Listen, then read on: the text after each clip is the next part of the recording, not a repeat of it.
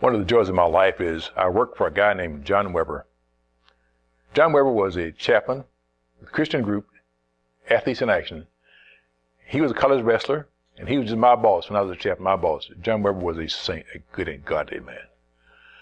Because of John Weber, I did chaplains for the Cowboys, 49ers, Eagles, Rangers, pro football, baseball and football teams, because I was a ball player and a jock and a lot of reasons. But at any rate, I was a chaplain and loved it. Volunteer work, volunteer. I preached the gospel, get to do that, evaluated, of course, by Jerry Jones and Jimmy Johnson and the team. I was accepted and we did that.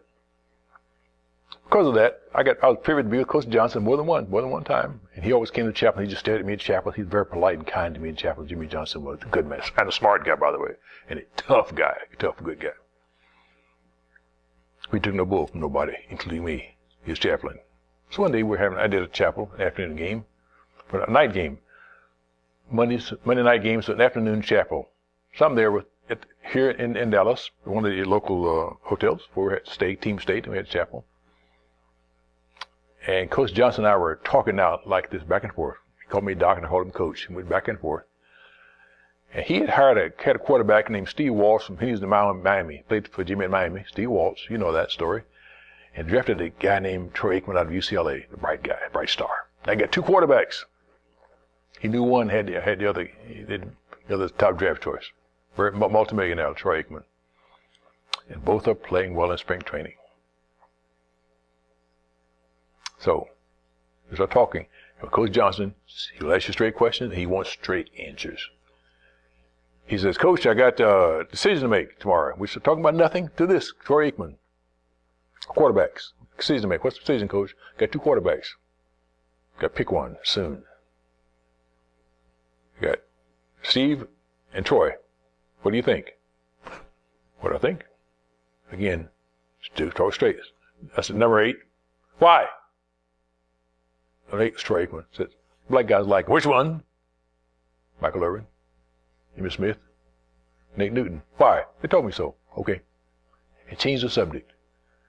Very next day. Not me getting credit for it. He made the decision. Now, quarterback, Dallas Cowboys, number 8, Troy Aikman. The rest is history. 3 Super Bowl rings, hold still. My point is, there are times you have to make critical decisions. These are defining moments in your life, critical decisions, defining moments. My life said many, so will you, defining moments. One is South Carolina.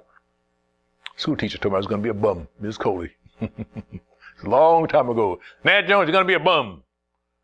Because she saw me making bad people choices, bad friends choices in high school.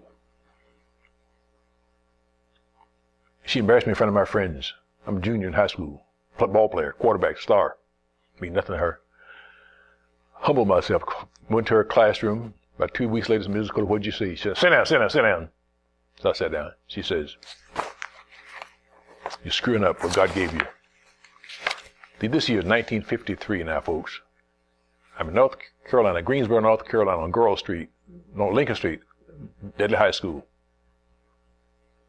2 societies, one white and one black. Defining moment. I'm a physics major, Catholic school background, math student, ball player, jock, whole deal. She said, you're screwing it up. Our kids, one day will be integrated in this school. You're the only student, listen carefully to what she said to me, could one day make $5,000 a year as an engineer. You're screwing it up with your friends. I don't like it. You can be a bum. I changed that day. Stopped some friends. My life changed that day. Defining moments. By the way, long story short, she never became very dear friends throughout the years. When I got my PhD, Virginia Tech, 1980, the second call I made was to Mrs. Coley at home. And then she said to me, I'm not surprised. I saw it a long time ago. God bless. I'm done.